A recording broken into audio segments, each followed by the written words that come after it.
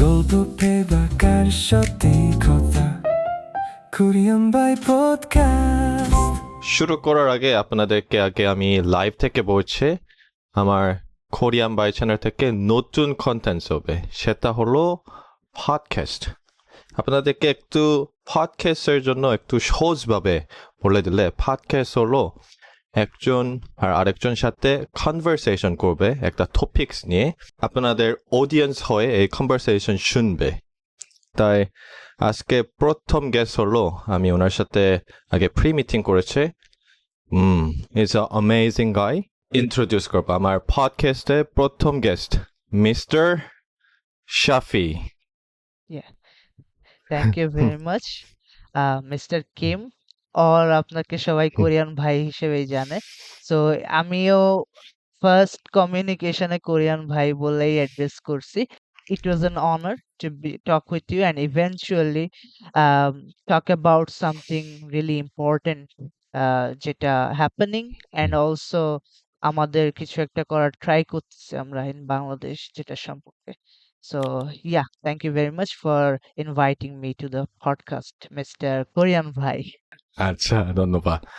আগে কিভাবে আমরা পরিচয় হয়েছে সেটা একটু খানিকটা একটু বলে দিলে। এই এডুকেশনের ভিডিওটা দুইটা আপলোড করেছে না, তখন উনি আমাকে ইমেল পাঠিয়েছেন।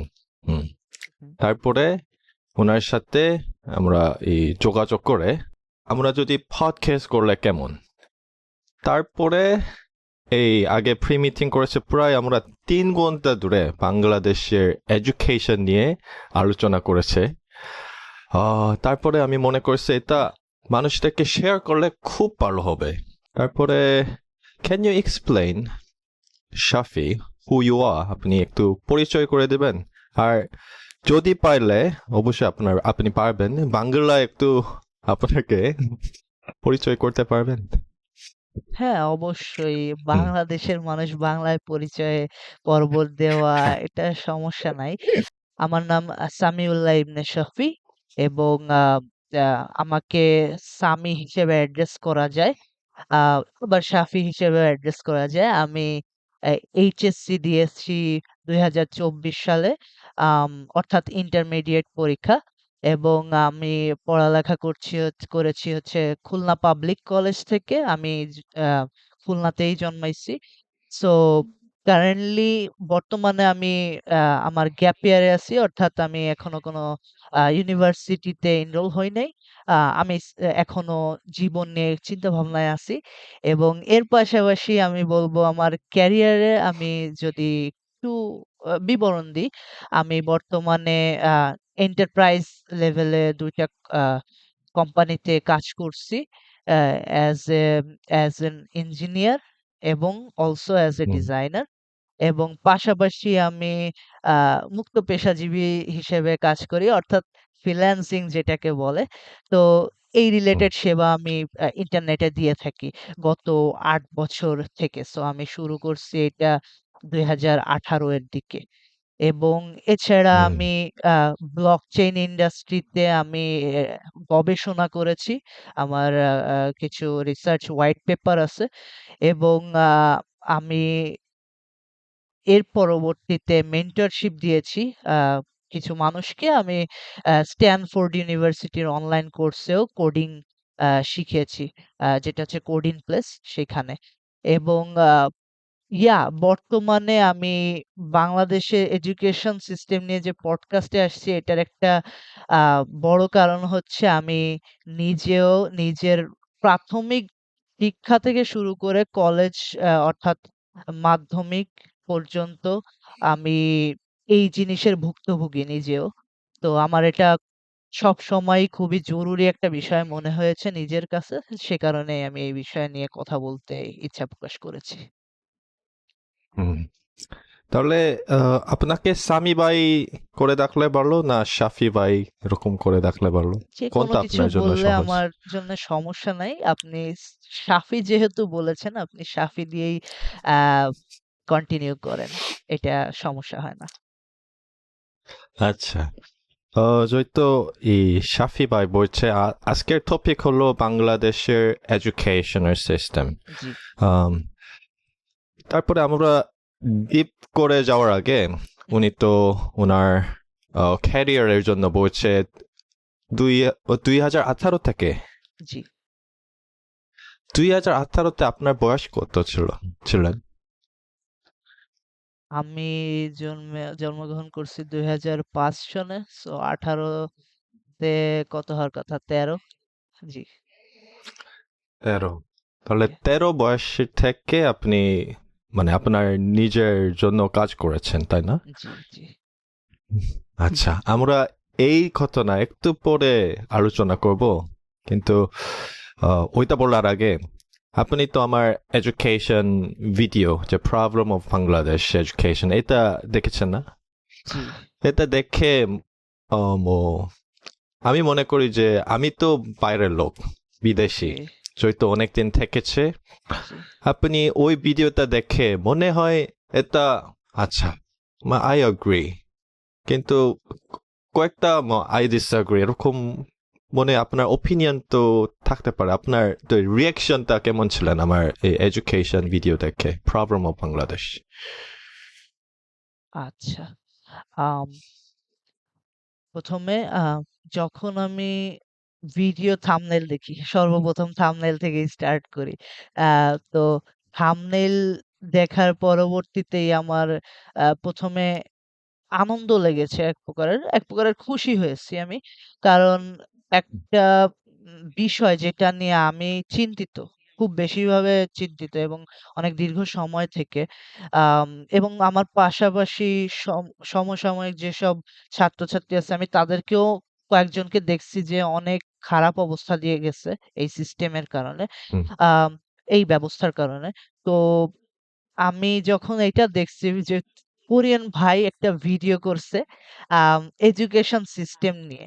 তো পরবর্তী আমি যখন ভিডিওতে এন্টার করছি, আমি যখন জানতে পারছি যে আপনি একটা বিদ্যালয়ের করতেছেন, শিক্ষকতা করাচ্ছেন এবং সেখানে আপনি প্রিন্সিপাল হিসেবে করছিলেন। তো এর পরবর্তীতে আম আপনি যখন কথা বলা শুরু করছেন, আহ ১ম এ আপনি আম একটু জেনারেল বিষয় নিয়ে বলে দেন আপনি ইকুয়ালিটি অ্যান্ড ইকুইটির বিষয়টা উল্লেখ করেছিলেন।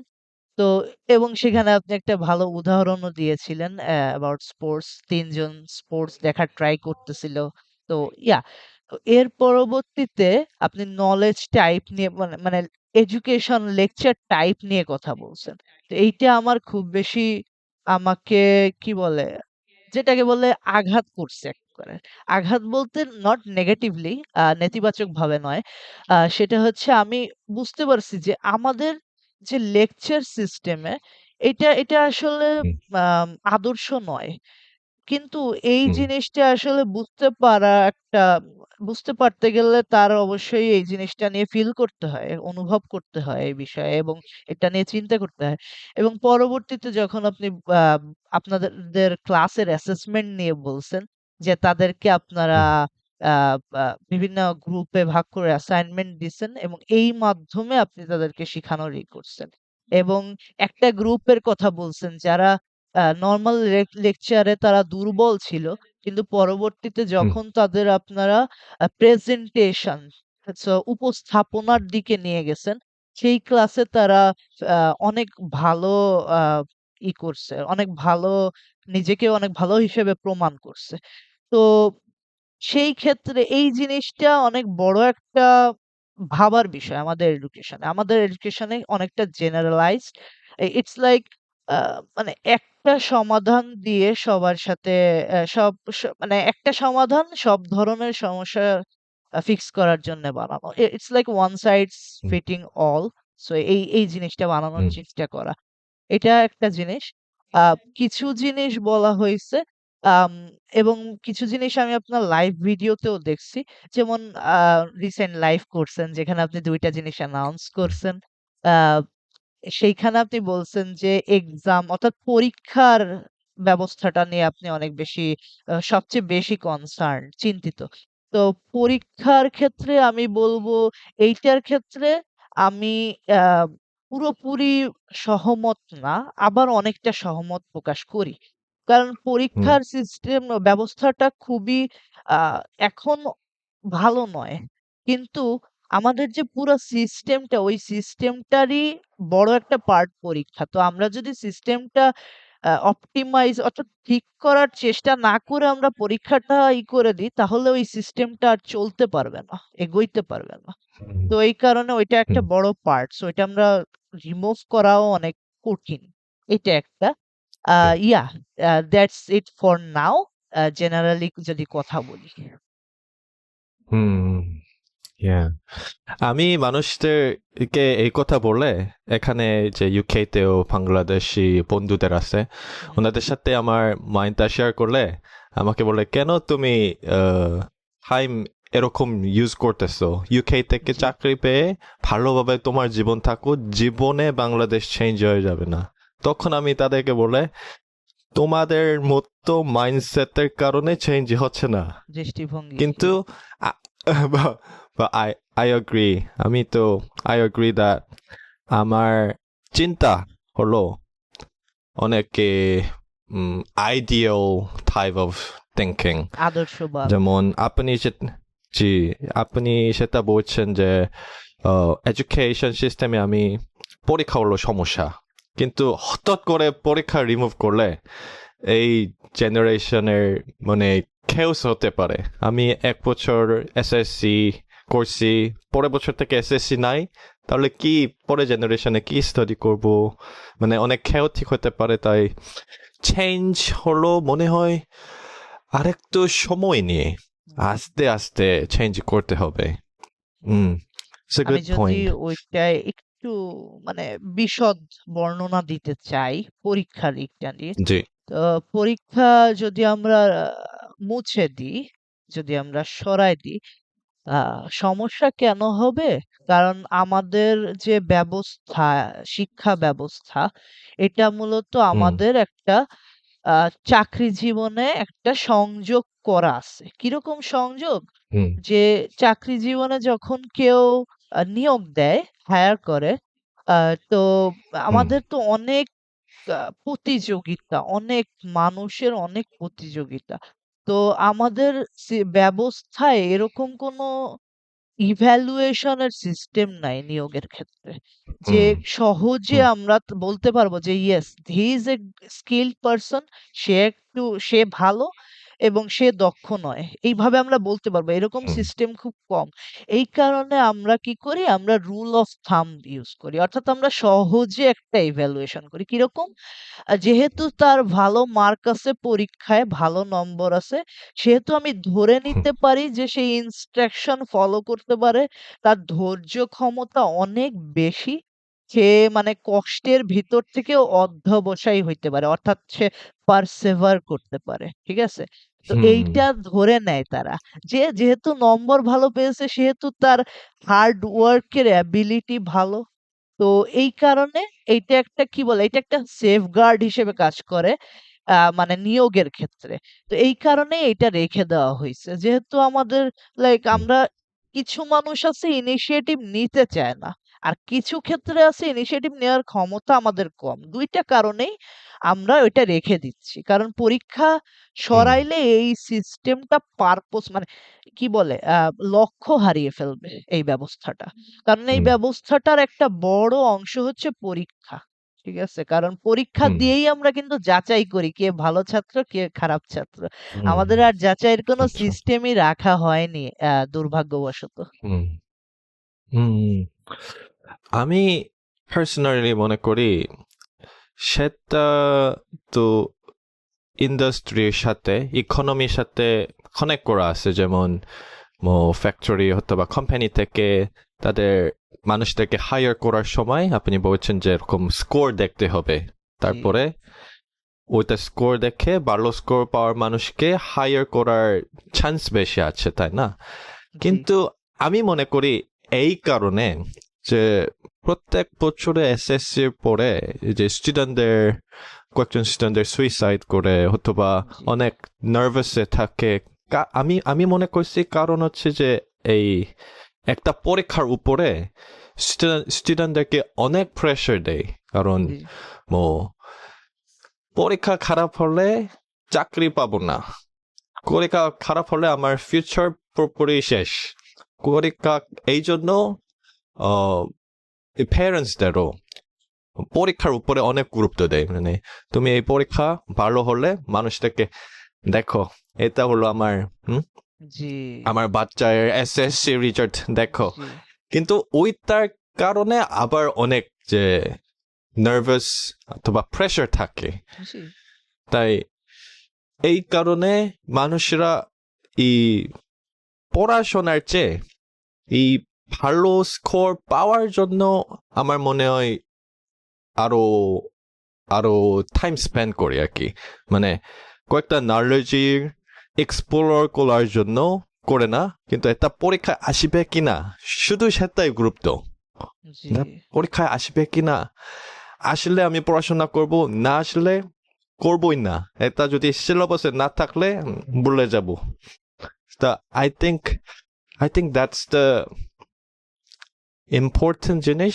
কিন্তু সব সব দিকে যে কানেক্ট করা আছে আর কি এটার উপরে কি মনে করেন আচ্ছা। তো উম সহজ কথায় বললে তারা হচ্ছে একটা একটা সংযোগ করে ফেলেছে স- কর্মজীবন এবং শিক্ষা জীবনের সাথে এবং সেই কারণেই হুম তাদের একটা সমস্যা হচ্ছে এবং এই জিনিসের পেছনে যে কি বলে যে ফ্যাক্টর ভিত্তি এই ভিত্তিটা অল্প সময়ে হয়নি এটা অনেক দীর্ঘ সময়ের পরে হয়েছে এটা কিভাবে হয়েছে আমাদের একটা স্কারসিটি মাইন্ডসেট তৈরি হওয়ার পরে এটা হয়েছে সেটা হচ্ছে আমাদের প্রথম দিকে যদি আমরা বলি এখন আমি একটু ব্যাকে যাব ব্যাক ইন টাইম ঠিক আছে সো আমি হুম বাংলাদেশ এবং পূর্বে এটা যখন বেঙ্গল ছিল সেই সময়টাতে যাব এবং সেই সময়ে উপমহাদেশ এবং ইন্টারন্যাশনাল কিছু বিষয় বলবো তো আমরা প্রথমে একেবারে চলে যাব হচ্ছে আহ সপ্তম শতাব্দীতে অর্থাৎ ফ্রম 601 সো 601 খ্রিস্টাব্দ থেকে আমরা পরবর্তীতে 700 পর্যন্ত যে টাইমটা এই টাইমটায় সোয়ানজেং নামে একজন চাইনিজ ফিলোসফার ছিল এবং হুম ট্রাভেল করতো সে মানে ভ্রমণ করতো দীর্ঘ ইসে তো সোয়ানজেং যখন যদিও আমি এমনও হইতে পারে উচ্চারণে আমি ভুল করতেছি আমি তার লেখা দেখছি নামের লেখা অনেক জায়গায় হুম কিন্তু আমি আসলে অডিওতে কখনো তার নাম শুনি নাই হ্যাঁ সো এগুলো আমি পড়ে সমস্যা পড়ে নাই বের করছি সো এই কারণে আমি হুম অডিও শুনি রিলসে কখনো পাই নাই এটা কিন্তু সমস্যা নাই ইয়া এটা হচ্ছে ইতিহাসের একটা অংশ সোয়ানজেং যখন আসছে তখন আমাদের পুন্ড্রনগর ছিল পুন্ড্র আম্পায়ার তো হুম যে আম্পায়ার ছিল সেই সময় পুন্ড্রবর্ধন বলা হতো সেই এলাকাতে আম অ্যারাউন্ড 2000 মঙ্কস ছিল সো মঙ্কস হচ্ছে সন্ন্যাসী ভিক্ষু বলা হতো বাংলায় যদি আসল বাংলাটা হুম বলি ভিক্ষুরা কি করতো তারা হচ্ছে বৌদ্ধ বিহার ছিল বৌদ্ধ বিহার তো বিহারগুলা হচ্ছে কাইন্ড অফ বলা যায় এখন ancient version of educational institution তো এগুলাকে ওকে বলা যায় লার্নিং সেন্টার শিক্ষার একটা জায়গা তো তারা শিক্ষা হুম গ্রহণ করত গুরুয়ের মাধ্যমে তো বিহারে তো গুরু বলতে হুম টিচার সো মেন্টর তো হুম তখন টিচাররা কি করত তখন হচ্ছে আম, খুবই স্পিরিচুয়াল আত্মিক বিভিন্ন শিক্ষা অর্থাৎ নিজে থেকে স্বশিক্ষা যেটাকে বলে নিজে থেকে সেলফ লার্নিং এর অ্যাবিলিটি মানে ক্ষমতাটা বাড়ানোর চেষ্টা করত ছাত্র ছাত্রীদের হুম ক্ষেত্রে এবং তাদের কি করত তারা যেদিকে ভালো যেমন কেউ একজন যুদ্ধের আহ স্ট্র্যাটেজিতে ভালো কেউ একজন কবিতা আবৃত্তিতে ভালো এবং কেউ একজন হুম রাজনীতিতে ভালো কেউ একজন হয়তো অন্য কিছুতে ভালো সো সেই অনুযায়ী এটা শেপ করা হতো সেই অনুযায়ী গ্রুপে অর্থাৎ দলে দলে ভাগ করে তাদেরকে কাজ দেওয়া হতো এইভাবে তাদের শিখানো হতো এবং এইটা ছিল প্রথম দিকে। এর পরবর্তীতে এই সময় গুরুকুলে ওই পুন্ড্রবর্ধনে ২,০০০ মঙ্কস ছিল এবং ২০টার মতো বিহার ছিল আমার যতদূর জানা, এবং ২০টার মতো লার্নিং সেন্টার অর্থাৎ 20। তো এর পরবর্তীতে আরো একটা এলাকা ছিল যেখানে ৩০টার মতো ছিল। তো এবং সেখানে ৩,০০০ মঙ্কস ছিল। তো ২ টা শহর মিলায় সে, এই যে সোয়ানজাং, ইনি ৫০টা ইনস্টিটিউশন পেয়েছিল অলরেডি। এবং এর হুম, পরবর্তীতে গুরুকুল, এই শিক্ষাটাকে গুরুকুল বলা যায়। গুরুকুল হুম, শিক্ষাটাই মূলত পুরা উপমহাদেশ, যেটাকে বলে ইন্ডিয়ান সাবকন্টিনেন্ট, এই সাবকন্টিনেন্টে এই শিক্ষাটা প্রচলন ছিল।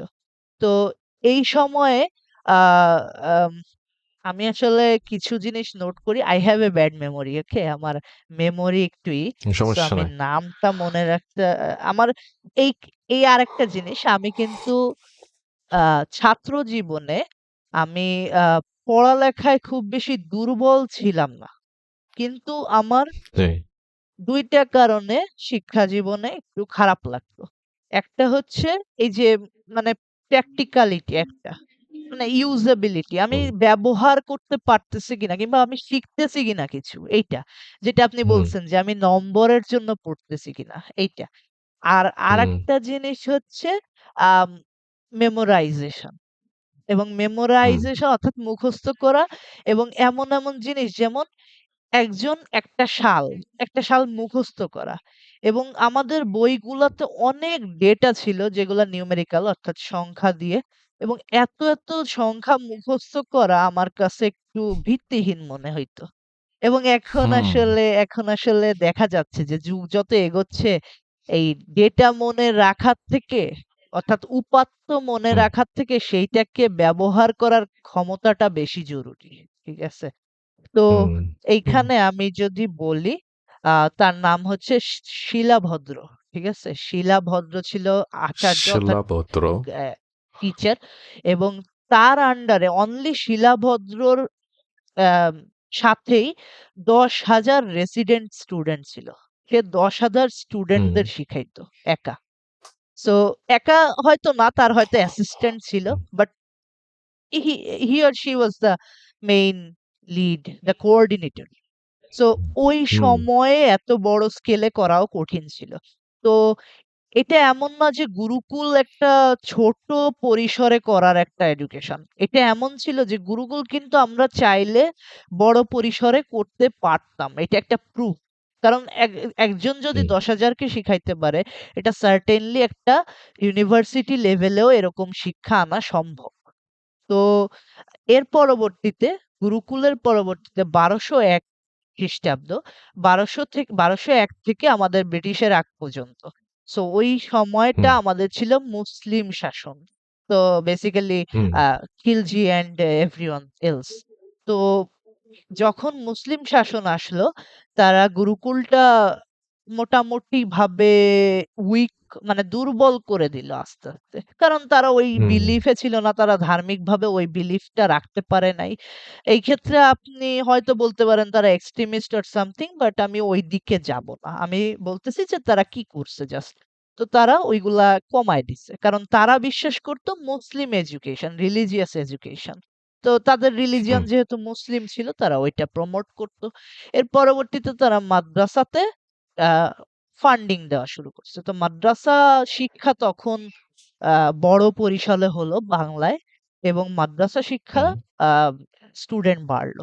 এবং এর পরবর্তীতে গুরুকুল তখনও ছিল। এমন একটা সময় হয়েছিল গুরুকুল একটু কম ছিল, এবং মাদ্রাসার ফান্ডিং এর কারণে মাদ্রাসা শিক্ষাটা একটু মেইন স্ট্রিম অর্থাৎ মূল শিক্ষার পার্ট হয়ে গেল। তো এবং সেই সময় হুম, পার্সিয়ান ল্যাঙ্গুয়েজ আনা হলো শিক্ষার ক্ষেত্রে, এবং অ্যারাবিকও আনা হলো। এর এর পরবর্তীতে আসলো ব্রিটিশ শাসনামল, এবং এর পরবর্তীতেই গুরুকুল আর অলসো মাদ্রাসা শিক্ষা ২ টাকেই আ খুবই মানে কম পরিসরে আনা হলো। সো কমায় দেওয়া হলো। Decreased the scope of learning, hmm, all this. তো এর পরবর্তীতে আমাদের আসলো হচ্ছে আম প্রুশিয়া থেকে আসা একটা এডুকেশন সিস্টেম। তো আমি কেন প্রুশিয়া বলতেছি, আমি কেন ব্রিটিশ কেন হুম, বলতেছি না, আমি সেটায় যদি যাই, প্রুশিয়া যখন যুদ্ধ বিধ্বস্ত ছিল তখন তারা একটা আম সহজে মানুষদেরকে ইনস্ট্রাক্ট করা এবং সহজে তাদেরকে গভর্ন করা, অর্থাৎ যেটাকে বলে প্রশাসনিক কাজবাজের জন্য সহজ হুম, করার জন্য তারা একটা নতুন ব্যবস্থা আনলো। এর পরবর্তীতে ওই ব্যবস্থাটা আমেরিকায় অ্যাডপ্ট করার চেষ্টা করলো। কারণ আমেরিকায় তখন কি হলো, এইটার আগে মানে এই আমেরিকা এটা অ্যাডপ্টের আগ পর্যন্ত কি ছিল, প্রফেশনালিজম যেটাকে বলে, মানে অকুপেশন বেসড ইকোনমি। যেমন আমি হুম, একটা বিষয়ে দক্ষ, স্কিল, এবং আরেকজন হুম, আরেকটা বিষয়ে দক্ষ। কারোর যদি কিছু ব্যবসায় বিনিয়োগে কোনো সাহায্য লাগতো, তারা হুম, স্কিলড পারসনের কাছে ডিরেক্টলি আসতো, এবং হুম, অকুপেশনের একটা ভ্যারাইটি ছিল।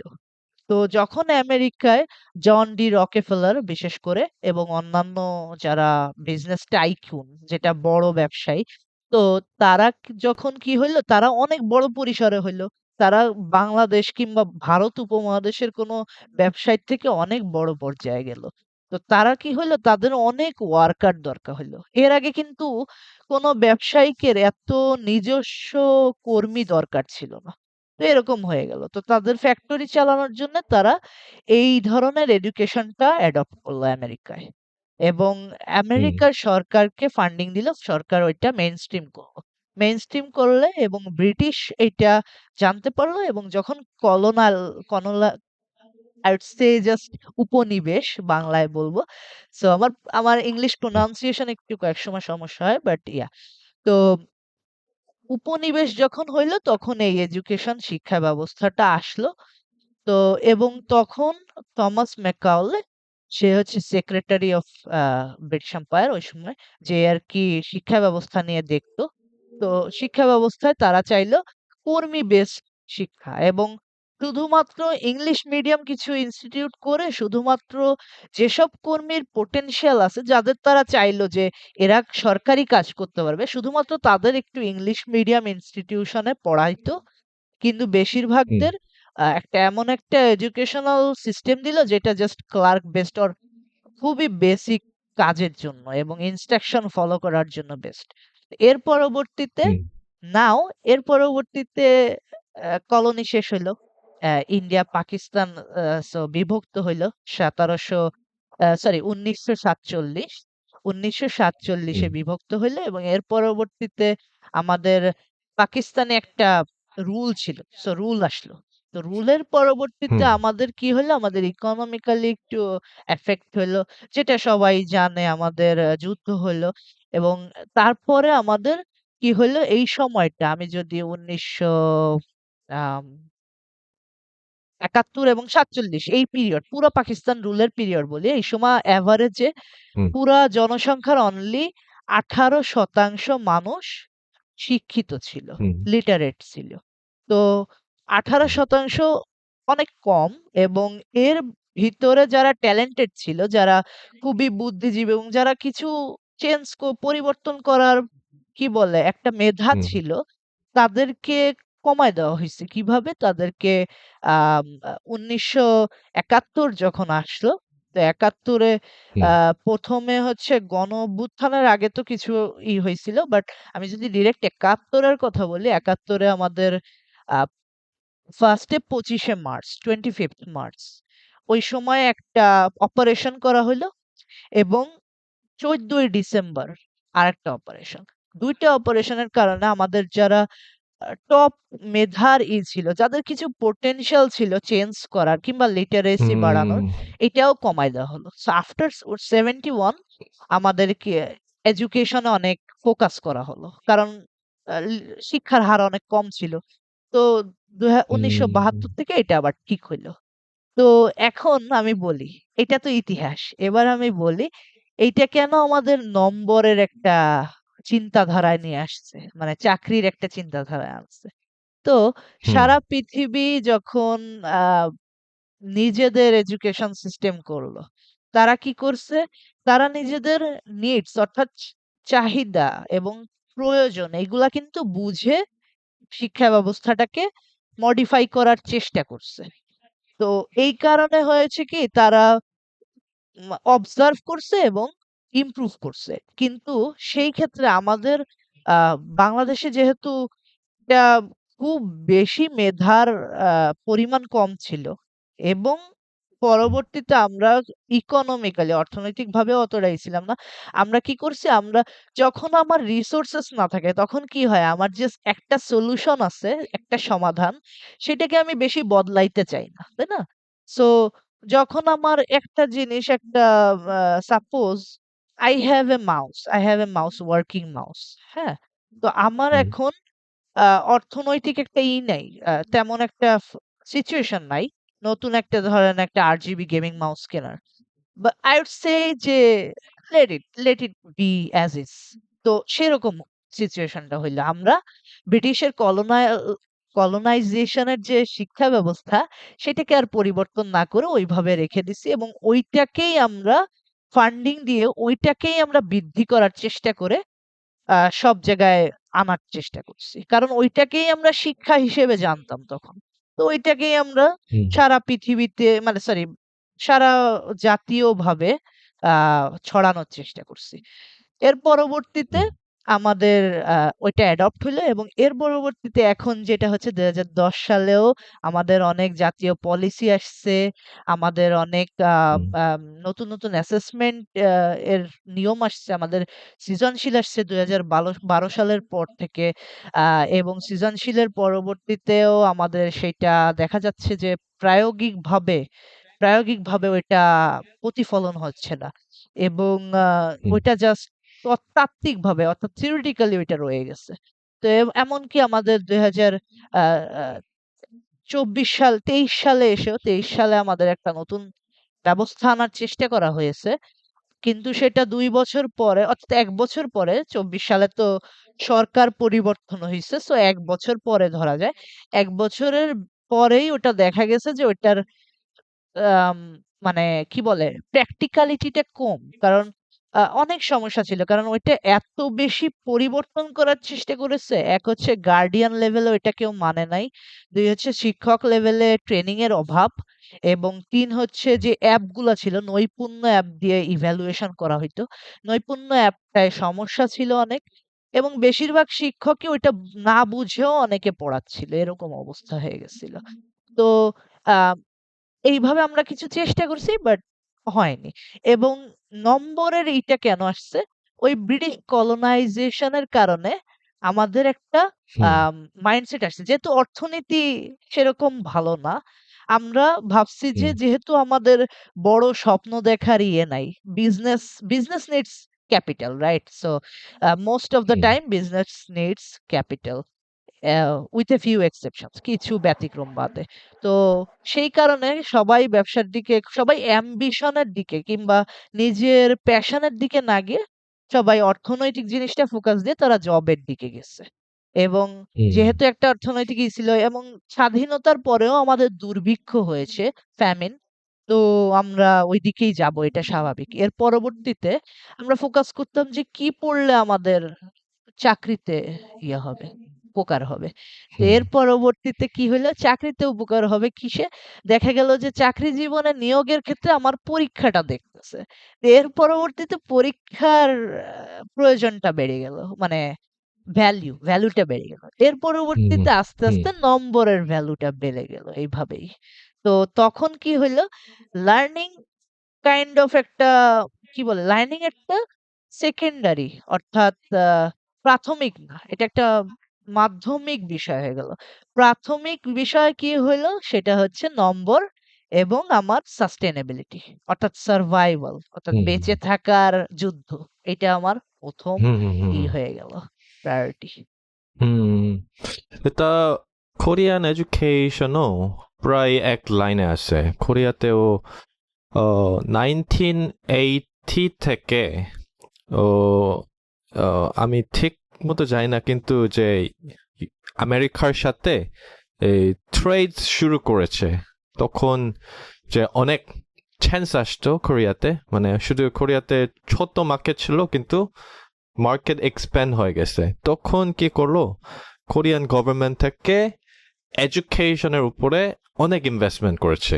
জি তখন আমার মা বাবার জেনারেশন তাদেরকে কিভাবে করেছে, সকালে কাজ করে এসে রাত 9টা 10টা থেকে স্কুলে আসবে, যারা কাজ করবে তাদেরকে আবার শিক্ষা দিয়ে তারপরে কাজ মানে অন্য ভালো চাকরিতে মানে করতে হয়েছে আর কি। তাই আমার মা বাবা জেনারেশনে তখন ইকোনমি এভাবে এভাবে গ্রো করেছে। জি তাই তখন আপনার কথার মতো সত্যি এই স্কুল থেকে এই পরীক্ষার স্কোরের জন্য অনেক গুরুত্ব দিয়েছে। জি আর এখন পর্যন্ত কোরিয়া মানুষরা বলে অনেক ডেভেলপড কান্ট্রি, তবু এখন পর্যন্ত এসএসসি এর মতো কোরিয়াতেও একটা পরীক্ষা আছে। জি আর কোরিয়াতে এই টিনেজারের সুইসাইড রেট হচ্ছে ওয়ার্ল্ড নম্বর 1, কারণ এই একটা পরীক্ষার উপরে তাদের জীবনটা সব ডিসাইড হয়ে যায় সোশ্যাল আর কি। রেপুটেশন। জি জি। এই জন্য আমি বাংলাদেশ এডুকেশনের সমস্যা এই কোরিয়ান লেন্স থেকেও দেখলে এখানে আমি মনে করছি যে এখানে ফিউচার নাই, তবু এখানে কয়েকটা ভেরিয়েবল আছে সেটা আপনি বলছেন যে এখানে ইকোনমিক ইস্যু আছে, মানুষরা কাজ করতে হবে, কারণ কি এডুকেশন আর স্কুলের মিনিংটা আমি খুঁজে দেখেছি যে অরিজিনাল মিনিং সেটা হচ্ছে মানুষরা সারাদিন আগে লেবার প্রোভাইড করে থাকতে পেরেছে, যেমন ফার্মিং, সারাদিন ফার্মিং করতে হয়েছে, তখন সময় ছিল না, কি পড়ার সময় ছিল না, সকাল থেকে রাত পর্যন্ত শুধু ফার্মিং করবে, খেয়ে ঘুমাবে, আবার সকালে উঠবে কাজ করবে। তবু এই স্কুল তৈরি করেছে মানুষেরা যে লেবার কম করলেও এক্সট্রা টাইম ছিল, যেমন যে সারপ্লাস টাইম ছিল, সেই সময়তে মানুষদেরকে এডুকেশন দেওয়ার চেষ্টা করেছে। তাই স্কুল ছিল যারা লেবার থেকে একটু ফ্রি পেয়েছে তাদের জন্য একটা অপরচুনিটি ছিল আর কি। কিন্তু আপনি যেহেতু এখন বলছে যে বাংলাদেশের এখন সিস্টেম হচ্ছে বেশিরভাগ মানুষদের বাঁচানোর জন্য, মানে সার্ভাইভ করার জন্য এই সিস্টেমের মধ্যে থাকতেই হবে আর কি, এরকম একটা বিষয় আমাদের মাথায় সেট হয়ে গেছে, মানে আটকে গেছে এইটাই। এবং আমি যদি এখন কোরিয়া নিয়ে একটু বলি, কোরিয়ায় যেহেতু একটা কি বলে ইকোনমিক আপরাইজিং, অর্থাৎ অর্থনৈতিকভাবে তারা ভালো হয়েছে। তো এখন তাদের উচিত ছিল হচ্ছে এক প্রকারের, আপনার দৃষ্টিভঙ্গিতে তাদের একটা কি ছিল, তাদের একটা বেটার এডুকেশনের একটা ইসে থাকা উচিত ছিল, যেটা তারা হচ্ছে জাস্ট ফর লার্নিং, মানে শিক্ষা গ্রহণের জন্য শিক্ষাই করা। তো এরকম একটা ইসে উচিত ছিল। এখন যদি এরকম হয় যে কোরিয়ার এডুকেশন সিস্টেম বেটার হচ্ছে না, যদি এরকম হয়, তাহলে এটার একটা কারণ হবে হচ্ছে মানুষের ফিয়ার অফ চেঞ্জ। মানুষের ইভলিউশনের দিক থেকেই, মানে অর্থাৎ বিবর্তনের কারণেই একটা বড় সাইকোলজিক্যাল ফ্যাক্ট হচ্ছে মানুষ পরিবর্তনকে তারা কখনোই করে না, প্রথমে সাপোর্ট করে না পরিবর্তনকে, তারা ইনটিউশনের দিক থেকে তারা সাপোর্ট করে না। এটা তাদের কি বলে পক্ষে আনাতে গেলে যথেষ্ট কষ্ট করতে হয়। তো এই কারণে কিছু কিছু ক্ষেত্রে এরকমও হয় যে হয়তো আমাদের ইকোনমি ভালো হয়েও গেছে, কিন্তু আমরা পরিবর্তনটা ভয় পাচ্ছি। যেমন কিছু কথা আছে আমাদের, ইভেন আমি ইঞ্জিনিয়ারিং এ কিছু কথা আছে যেটা হচ্ছে if it works don't change it, অর্থাৎ যদি এটা কাজ করে এটাকে বদলায়ও না। ঠিক আছে? এবার আমার নেক্সট, মানে পরবর্তী যুক্তিতে আসি। সেটা হচ্ছে যদি এটা কাজ করে, এটাই কিন্তু মেইন একটা কি বলে প্রাথমিক একটা দৃষ্টিভঙ্গি যে এটা তো কাজ করতেছে, এটাকে পরিবর্তন করার কেন প্রয়োজন? তো এইটাই আমাদের পডকাস্টের একটা বড় বিষয়, যেটা হচ্ছে আদেও কি আমাদের ব্যবস্থাটা এখন আমাদের সমস্যা সমাধান করতে পারতেছে? এটা একটা আমাদের প্রশ্নের বিষয়, আমাদের হুম, আলোচনার বিষয়। হ্যাঁ, হুম। So carry on. আচ্ছা।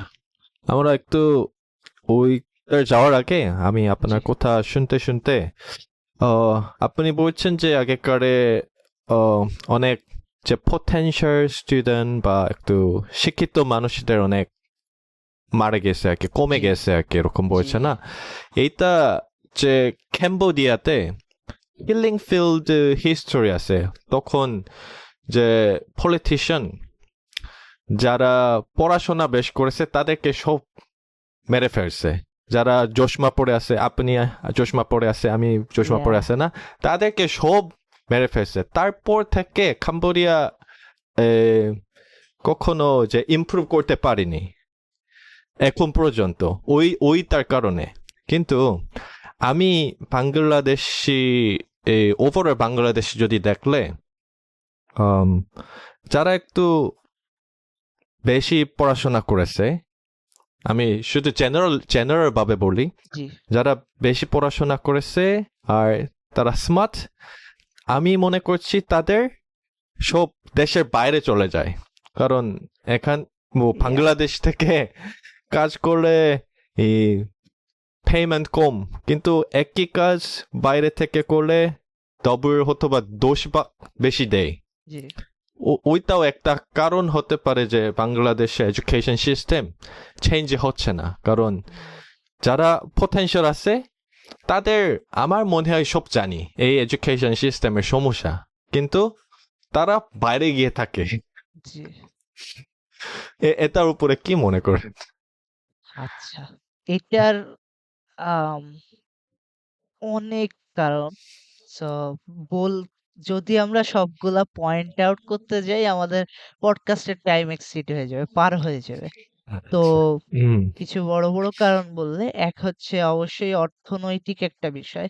যেহেতু আমাদের আম আমি বলবো আমাদের বেশিরভাগ বাংলাদেশের বেশিরভাগ ইলাইট ক্লাস না। তো বেশিরভাগ মানুষ ইলাইট হুম, ক্লাস না।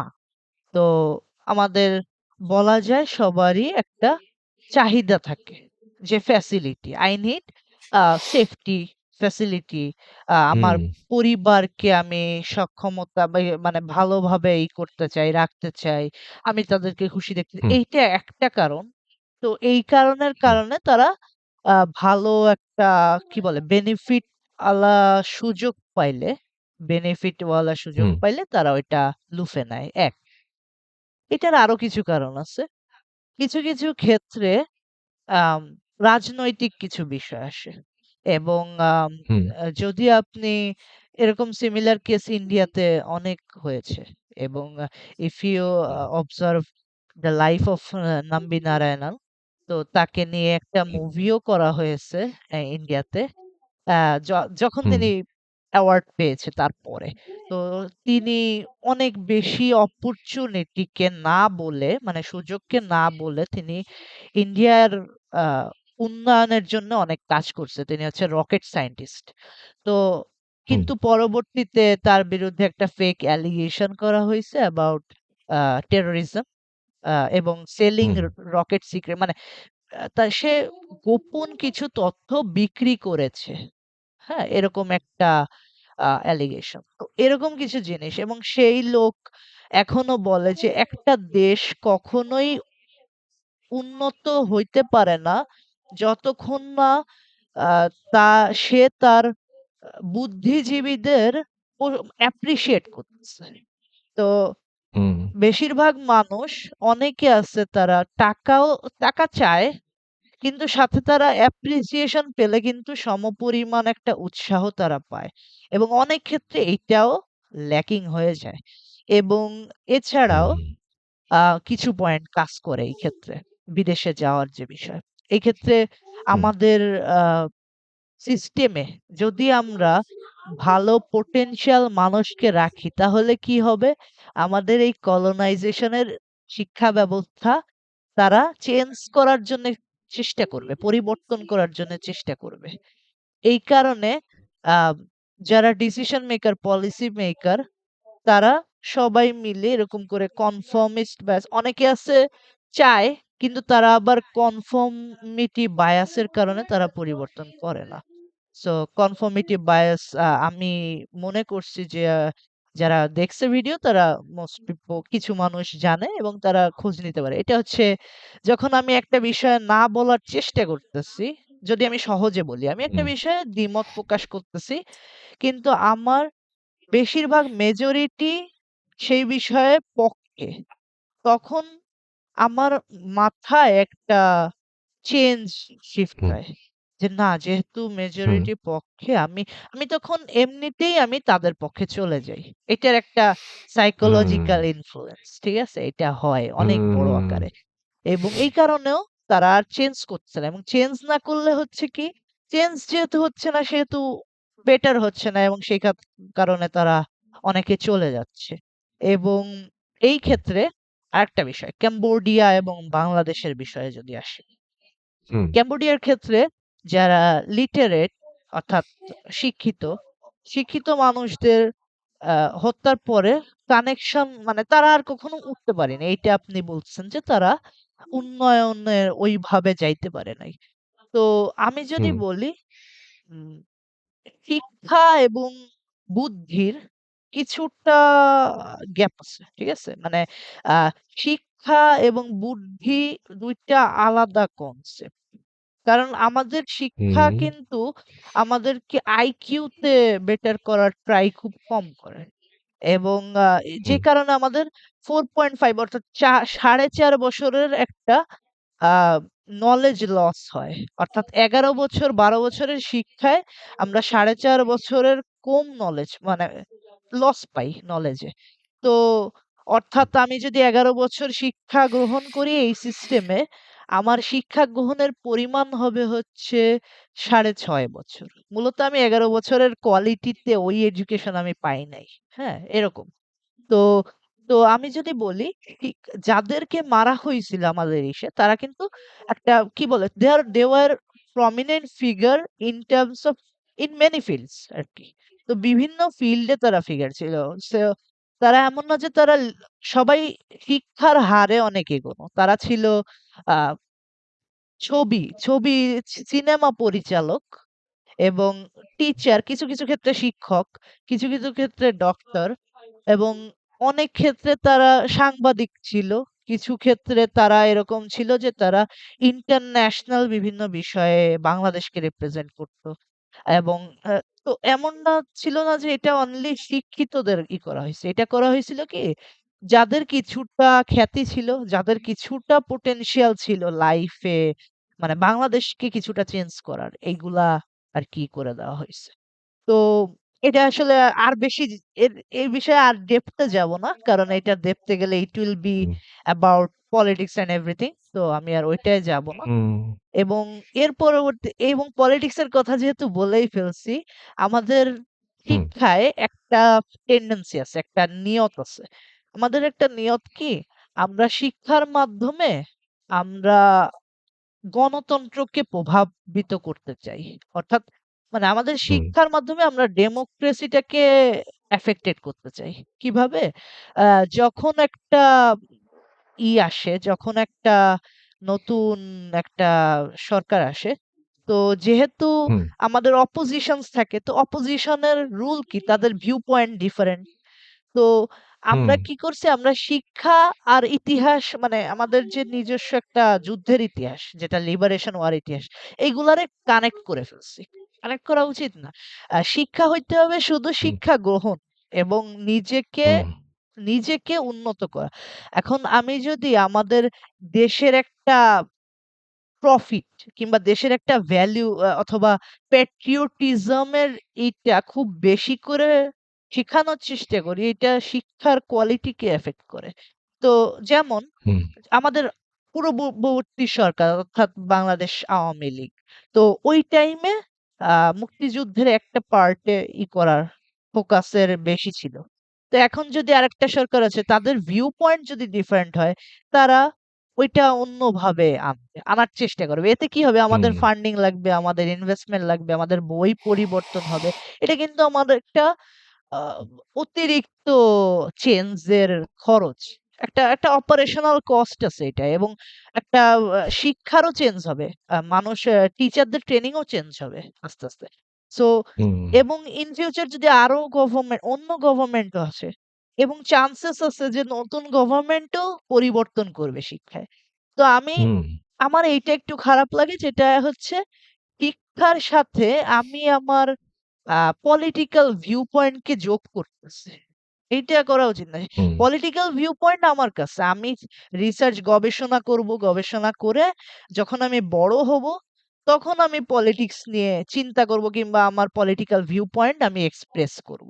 কিন্তু সেইটা হুম, আমাকে ছোটবেলা থেকে অর্থাৎ প্রাইমারি লেভেল থেকে ছোটবেলা থেকে যদি আমাকে ইনফ্লুয়েন্স করার চেষ্টা করা হয়, এটা আসলে এডুকেশন কোয়ালিটির ক্ষেত্রে একটু harmful. Hmm. So we were talking about আমরা কি নিয়ে কথা বলতেছিলাম? আমি আসলে হারায় ফেলছি টপিক। পডকাস্টে না, হয় আসলে আমি কথা বলতে, বলতে একটা ফ্লো জি, তে চলে যাই আমরা। Good view point. আমি যে এই কথাটা কেন নিয়ে আসছে, কারণ একটা কথা বলতে চাইছিলাম যে যেহেতু বাংলাদেশ থেকেও আগে এরকম হয়েছে, তারপর কাম্বোডিয়া থেকেও আগে এমন হয়েছে। তাই যারা পলিটিশিয়ানরা যদি এ, এম- তাদের প্রফিটের জন্য মানুষদেরকে খারাপ বানায়, এটা নর্থ কোরিয়া থেকে হয় আর কাম্বোডিয়া থেকেও হয়েছে। কারণ মানুষরা বেশি শিখে গেলে they're gonna protest G, against the government. জি, তাহলে তাদের নিজের পেট ভরতে সমস্যা হয়ে যায়। জি। এবং হ্যাঁ, আ আ এইটা কার মিস্টার জি, জি। কিম, আপনি হুম, বলছেন যে বিদেশে যায়, তাই না? মানুষ অনেক বিদেশে যায়। এবং এইটা কিন্তু একটা হ্যাঁ, মানে টার্মিনোলজি আছে। একটা হুম, শব্দ আছে যেটাকে বলে হচ্ছে ব্রেইন ড্রেন। তো ব্রেইন ড্রেন হয় হুম, অনেক আমাদের। তো ব্রেইন ড্রেন বলতে আমাদের ব্রেইন গুলা চলে যাচ্ছে অন্য জায়গায়। হুম, এবং এই হ্যাঁ, ক্ষেত্রে আমাদের দোষ দেওয়া আসলে খুবই কঠিন। আমরা যে যাচ্ছে তাকে দোষ দিতে পারি না। আমরা আবার হুম, একপাক্ষিকভাবে শুধু সিস্টেমকেও দোষ দিতে পারি না। আমরা আবার যারা হুম, নিচ্ছে, যারা এক্সট্রা বেনিফিট দিয়ে নিয়ে নিচ্ছে ট্যালেন্ট, তাদেরও আমরা দোষ দিতে পারি না। হুম, আমরা বলতে পারি না যে আমেরিকা ইস ব্যাড। কারণ আমেরিকা তাদের বলতেছে যে you can decide for yourself. তুমি আসতে চাইলে আসবা। নাইলে তুমি থাকবা। এটা হুম, তোমার উপরে। তো এটা আসলে হুম, আ আমাদের আসলে বিকল্প নাই। আমাদের ব্যবস্থা পরিবর্তন ছাড়া কোনো বিকল্প নাই। এবং শিক্ষা ব্যবস্থা পরিবর্তন করতে গেলে আমাদের কি করতে হবে? হুম, আমাদের কাইন্ড অফ একটা গ্রাজুয়াল অ্যাটেম্প্ট এ মানে অর্থাৎ যেটাকে বলে ধীরস্থির একটা পদক্ষেপ নিতে হবে। এবং অনেকগুলা হুম, পদক্ষেপ। এটা একটা পদক্ষেপে কখনোই হয় না এবং এটা কখনো একটা মানুষের মাধ্যমে হয় না। যেমন আপনি যদি চান শিক্ষা ব্যবস্থা আপনি চেঞ্জ করবেন। তো হুম, শুধু আপনি পারবেন না। শুধু আপনি পারবেন না। আপনার পারবে না। একটা সাপোর্ট দরকার। যেটা আপনি আগের দিন লাইভেও বলছেন। যে আমরা হুম, হুম, সাপোর্ট পাবো, দেন আমরা করব। যেমন আমাদের ফিল্ম ইন্ডাস্ট্রি আগের দিন বলছেন ফিল্ম ইন্ডাস্ট্রির হুম, টাকা দরকার। তো টাকা যেহেতু নাই সেহেতু বাড়তেছে না। সো আমাদের হয়তো সব ক্ষেত্রে টাকা দিয়ে সমাধান হয় না। কিন্তু হুম, আমাদের অন্যান্য ফ্যাক্টর গুলা দরকার। যেমন কিছু ক্ষেত্রে আমাদের সাহস করে পদক্ষেপ নিতে হবে। আমার মনে আছে আপনি আপনার বিদ্যালয় নিয়ে বলতেছিলেন যে সেখানে শিক্ষকরা আ আ বেতন নিয়ে কথা বলতেছিল। যখন আপনি পরিবর্তন হুম, চাচ্ছিলেন তারা বেতন নিয়ে কথা বলছে। এবং যখন আপনি তাদের অর্থাৎ তাদের আপনি আ মেনে নিতে বলছেন যে এ দেখো আমাদের দেশের ভালো হবে। তখন আরেকটা সমস্যা। তখন সমস্যা কি? তারা অনেক কষ্ট করতেছে। মানে তাদের কিন্তু হুম, নিজেদের টাইমের থেকে মানে নিজেদের স্বাভাবিক সময় থেকে বেশি সময় দেওয়া লাগতেছে। তাদেরও পরিবার আছে এবং সেই ক্ষেত্রে তাদের কিন্তু এটা একটা আত্মত্যাগ অর্থাৎ স্যাক্রিফাইস, কম্প্রোমাইজ। তো এই হুম, কম্প্রোমাইজটা কিছু ক্ষেত্রে করা লাগবে যদি আমরা ব্যবস্থা পরিবর্তন করতে চাই। এবং কিছু হুম, ক্ষেত্রে আবার আমাদের ফান্ডিং দরকার। আবার কিছু ক্ষেত্রে আমাদের কারাপশন কমানো দরকার। কিছু ক্ষেত্রে আমাদের আবার স্কিল হুম, দরকার। কারণ মানুষের যদি স্কিল না থাকে আমরা হুম, নির্ভরশীল হয়ে যাব। যেমন আমরা নরমাল একটা স্বাভাবিক একটা ছাত্র কিংবা ছাত্রী যদি তাকে বলা হয় যে তুমি সিস্টেমের উপরে নির্ভর কইরো না। তুমি নিজের কি বলে সেলফ লার্নিং করো। কিংবা ধরো তুমি ভালো একটা সিস্টেম করার জন্য প্রোটেস্ট করো। তো প্রোটেস্ট করলে হুম, সমস্যা কি? প্রোটেস্ট করলে হবে কি? সে পড়ালেখা না করে প্রোটেস্ট করবে, তার নম্বর কমে যাবে। হুম, ১ এবং যদি হুম, তার নম্বর কমে যায়, এই সমাজে যেহেতু আমাদের নিয়োগ এবং চাকরির ক্ষেত্রে এটা করা যে নম্বর বেশি তাহলে ভালো। হুম, তাহলে কিন্তু হুম, সে সোসাইটিতে পিছিয়ে পড়ল। তো আমাদের হুম, স্কিল দরকার। তো স্কিল থাকলে কি হবে? যেমন যদি আমার কথা বলি, আমি যেহেতু আমার একটা কি বলে অল্টারনেটিভ অর্থাৎ বিকল্প, বিকল্প একটা পথ হুম, আমি পেয়েছি। সেই কারণে আমার কি হয়েছে? আমি সাহস করতে পারছি।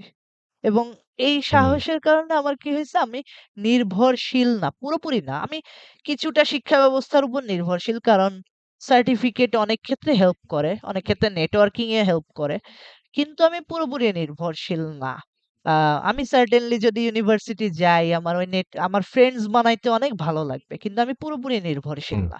তো এইটা হইতে গেলে স্কিল লাগবে।